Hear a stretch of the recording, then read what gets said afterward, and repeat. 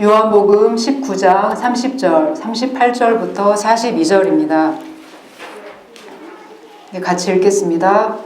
예수께서 신 포도주를 받으신 후에 이르시되 다 이루었다 하시고 머리를 숙이시니 영혼이 떠나가시니라. 아리마대 사람 요셉은 예수의 제자이나 유대인이 두려워 그것을 숨기더니 이후에 빌라도에게 예수의 시체를 가져가기를 구하매 빌라도가 허락하는지라. 이에 가서 예수의 시체를 가져가니라. 일찍이 예수께 밤에 찾아왔던 니고데모도 몰약과 치명 섞은 것을 100리트라쯤 가지고 온지라.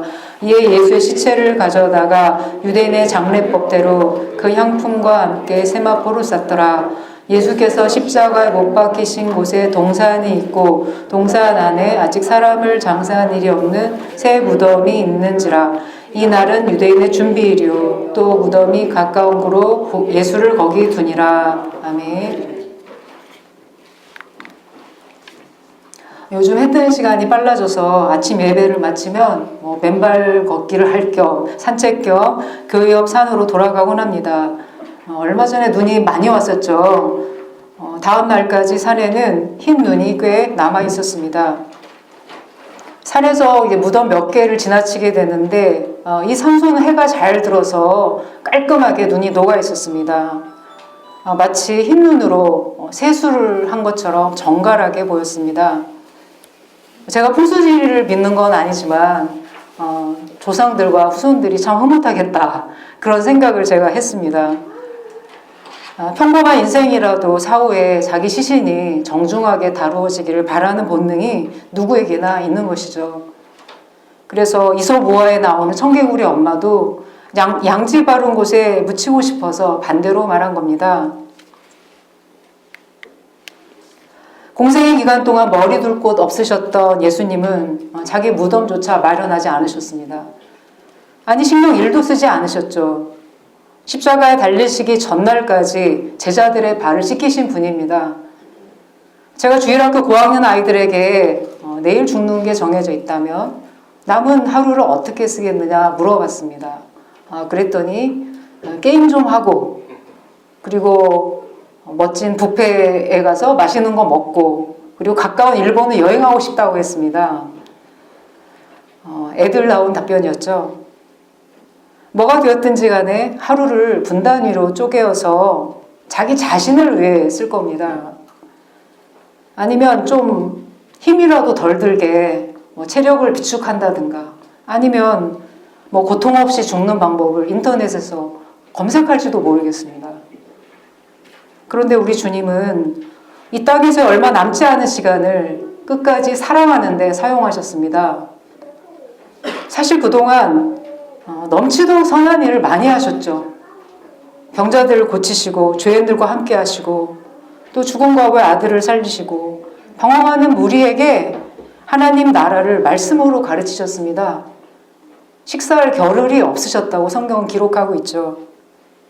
그런데 그 전날 굳이 죽음을 하루 앞두고 굳이 그 사소해 보이는 제자들 발을 씻기시는 일을 굳이 해야 했나 싶습니다.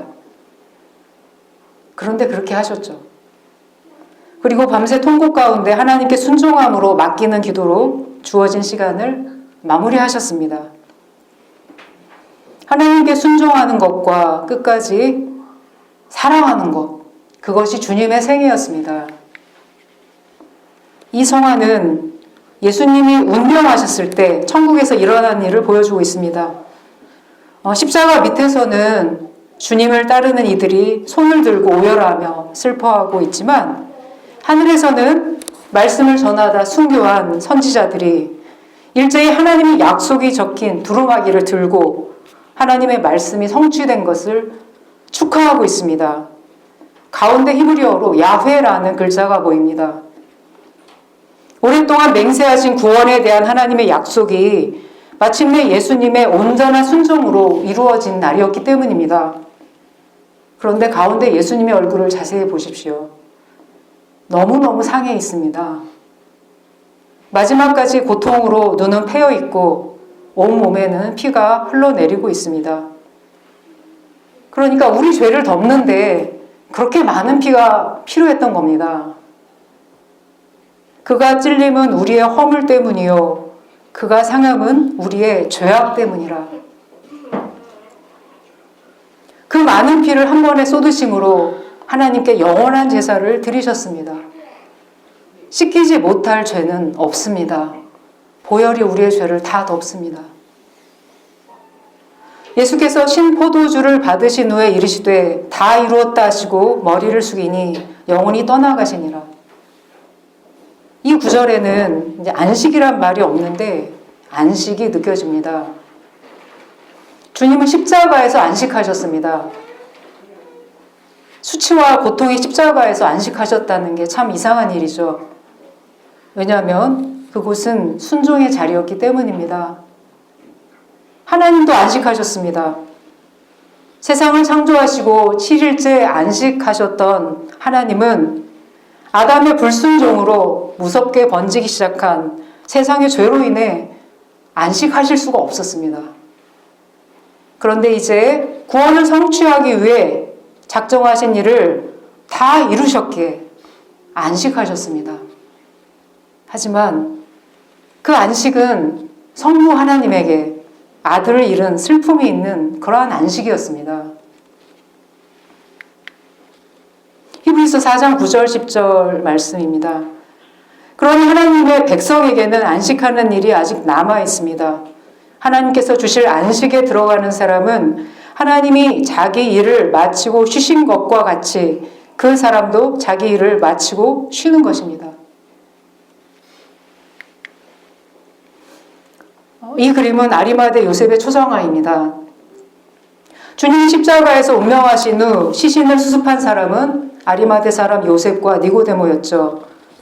요셉의 초상화를 보면 손에 뭐가 들려있나요? 네, 가시면류관이 들려있습니다. 그러니까 주님은 돌아가신 후에야 가시면류관을 벗을 수 있었습니다. 아리마대 요셉의 기사는 사복음서 모두에 나오고 있습니다. 중요하다는 뜻이죠. 그는 사무엘의 고향인 아리마대 출신의 부자로 성경에 존귀한 공회원, 하나님의 나라를 기다리는 선하고 의로운 사람, 예수님을 처형하고자 결의할 때 저희의 결의와 행사에 같아 하지 아니하였다 이렇게 나오고 있습니다. 유대 사회 최고 권력기구인 산헤드린 공의회 안에서도 70명밖에 안 되거든요. 요셉은 존경받는 인물이었습니다. 부와 권력, 명예 모든 것을 갖춘 그였지만 그에게 채워지지 않는 갈증이 있었죠. 하나님 나라를 기다리는 그 영혼은 예수님을 만나고 나서야 갈증이 채워졌습니다. 그는 나이가 많았지만 예수님의 제자가 되었습니다. 하지만 숨은 제자로 살아갔죠. 밤중에 몰래 예수님을 찾아온 니고데모처럼 그 역시 유대 지도자들을 많이 두려워했습니다. 제자라는 신분이 밝혀지면 유대 사회에서 추례되고 그동안의 모든 기반을 다 잃게 되니까요. 그럼 그가 이제 이미 돌아가신 분인데 그 예수님의 시신을 모실 생각을 왜 했을까요? 이 그림은 프레더릭 레이턴이 그린 아리마대 요셉입니다. 어두워서 잘 보이지 않지만 먼 데서 동이 터오고 있고 손에는 뭔지 모르겠어요. 그건 가시면류관은 아니고요. 자기 신분을 상징한 뭔지 동그란 어떤 걸 들고 있고요. 밤새 깊이 고민하던 요셉이 결단을 마친 모습입니다. 다리 밑에 물에 비춰진 광경은 연회장의 모습입니다. 그의 삶은 연회장의 사람들처럼 부족함이 없었습니다. C.S. 루이스는 부자가 하늘나라에 들어가기 어렵다고 하신 주님의 말씀을 이렇게 풀이했습니다. 여기서 불안, 경제적인 부 외에 행운, 건강, 명예 등 우리가 원하는 모든 것이 포함된다. 그것을 소유한 사람은 자기가 하나님으로부터 독립된 존재라고 여긴다. 이 생에서 이미 행복하고 만족스럽기에 하나님이나 다른 것에 시선을 돌릴 마음이 나지 않는다. 덧없는 행복에 안주하려 한다. 우리가 계속 그것들을 의지하면 하나님께 등을 돌리게 됩니다. 마치 엄마 아빠가 선물을 줬는데 엄마 아빠에게 집중하지 않고 선물에 집중하는 것과 같은 것이죠. 세상은 우리의 행복을 위해 마련된 장소가 아니라 하나님의 자녀가 그분의 형상으로 만들어지기 위해 있는 훈련 장소입니다. 예수님 십자가에서 처참하게 돌아가셨을 때 요셉의 양심은 깨어났습니다. 십자가에서 수치를 당하신 주님을 보면서 이분이 나의 주님이시다. 이렇게 떳떳이 그동안 밝히지 못했던 자신이 너무나 부끄러웠을 겁니다. 그리고 양심을 외면할 수가 없었죠. 예수를 죽이자고 결의했던 그 유대 지도자들에게 절망했을 겁니다. 이제 그림처럼 그는 자신이 의지하던 것을 다 밟고 가진 것을 모두 동원해 주님의 장례를 치르고자 결심합니다. 하나님의 아들이 다른 죄인들과 같이 아무 구덩이에나 던져져 해를 받고 비를 맞으며 동물들의 먹이가 되는 수욕을 받게 할 수는 없었던 것이죠. 네. 제임스 티소의 빌라도를 찾아간 아리마대 요셉입니다. 그렇게 그는 대담하게 총독 관자에 올라가 예수의 시체를 달라고 요청합니다. 저기 계단을 올라오고 있는 게 요셉입니다. 표정을 자세히 보면은 이제 주저함이나 두려움이 없습니다. 결의에 차 있죠. 빌라도는 뜻밖이었지만 요셉의 요청을 들어줍니다. 그가 사내들인 공의회에 존경받는 의원이었기에 가능했을 겁니다. 아리마대 요셉이 가진 부와 권력이 가장 귀하게 쓰임받는 때였습니다. 니고데모는 이 일에 대해서 이미 요셉과 사전에 상의를 마친 것으로 보입니다. 요셉이 시신 양도를 허락하는 총독의 위임장을 가져오는 동안 니고데모는 주님께 쓸 향품인 값진 모략에 치명이 섞인 것을 100근, 그러니까 지금 무게로 34kg를 가지고 오죠. 그것은 왕의 장례 때 쓰는 물품이었습니다. 예루살렘에서 그렇게 존귀하게 치루어진 장례는 없었습니다. 나이 많은 공의회 의원인 요셉과 니고데모가 피범벅이 되어서 돌아가신 예수님의 시신을 내리는 모습을 온 예루살렘 사람들이 주목해 보았을 것입니다. 그렇게 아리마대 사람 요셉은 부활을 준비하는 사람이 되었습니다. 이 성화의 제목은 제임스 티소의 우리 주님이 십자가에서 내려다 보신 것입니다. 많은 성화들이 이렇게 예수님의 십자가를 우리가 보는 시점으로 보고 있는데 이 성화는 예수님이 내려다 보신 시점으로 그려져 있어요. 그래서 예수님의 모습이 보이지 않죠. 맨 밑 가운데 맨 밑 가운데를 보면은요, 예수님의 발이 조금 보여요. 네.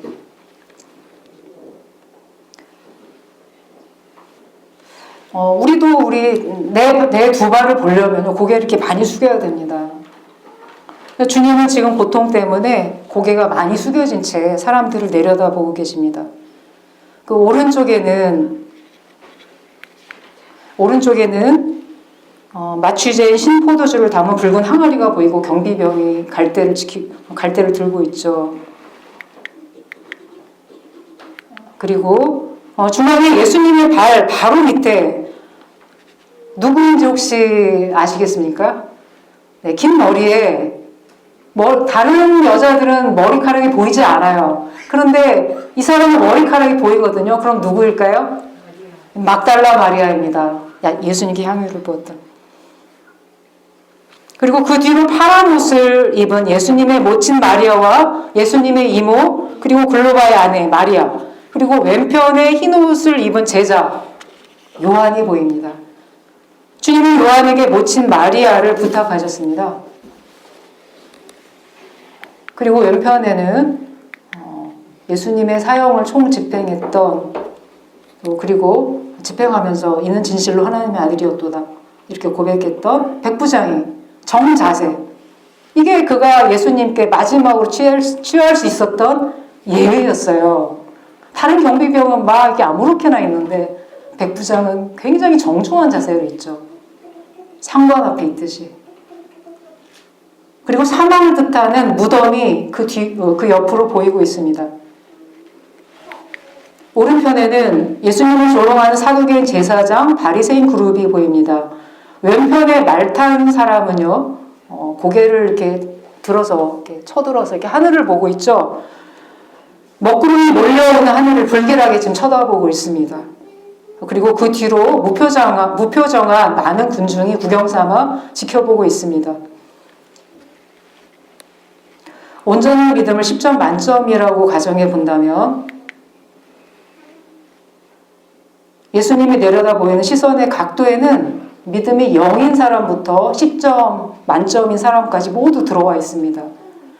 각도를 더 멀리 확대한다면 무표정한 군중이 보일 것이고, 그리고 그 뒤로 도망간 제자들, 제가 오늘 성화에서는 보여드리지 않았는데 도망가서 멀리 예수님의 십자가를 지켜보는 성화도 있어요. 제자들이 도망갔지만 예수님을 떠날 수는 없었던 거예요.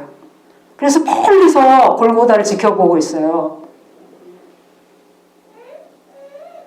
그리고 예수님의 장례를 치르고자 결심한 아리마대 요셉도 들어올 겁니다.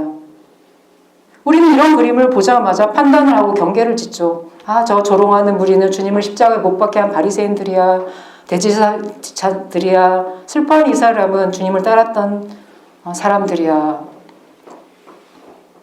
막달라 마리아가 10점 만점에 10점이라면 바리새인이나 제사장 그룹은 0이겠죠. 그러나 그것은 우리의 판단이고 주님은 차별이 없으세요. 십자가에서 내려다보는 주님의 사랑의 시선에는 모든 사랑이 포함되어 있습니다. 그 사랑의 각도가 얼마나 깊고 얼마나 높은지, 그리고 얼마나 넓은지, 자신을 모욕하는 이들을 내려다보시며 저들을 사하여달라고, 자기들이 하는 짓을 알지 못한다고 이렇게 중보하셨습니다. 심지어 그 강도에게까지 내가 오늘 나와 함께 나벌이 있으리라. 그 넓은 사랑 때문에 억지로 끌려온 구레네 사람 시몬도, 도망갔던 제자도, 가진 것을 잃을까 봐 두려워 숨은 제자로 지내다 뒤늦게 신앙을 고백한 아리마대 사람 요셉, 니고데모, 그리고 그에 못지않게 갈대처럼 허약한 믿음을 가진 우리까지도 하나님의 자녀가 될 수 있었습니다. 이 성화에 내가 서 있다면 지금 나는 어디에 위치하고 있을까요? 그런데 어디에 위치하고 있는 자보다 더 중요한 것은 그 자리에서 주님의 사랑을 받아들이며 돌이키는 것입니다. 예수님의 물과 피를 쏟으신 사랑, 기다려주시는 온전한 사랑이 우리를 변화시킵니다. 부활을 준비하는데 우리에게 필요한 것은 하나님의 사랑을 누리는 것, 그분의 사랑에 진실하게 반응하는 것, 그뿐입니다. 내가 무엇을 할까 분주히 생각하기 전에 나를 사랑으로 내려다보시는 주님의 시선을 흠뻑 느끼시는 부활주일이 되시길 기도합니다. 잠시 침묵으로 기도하고 제가 마무리하겠습니다.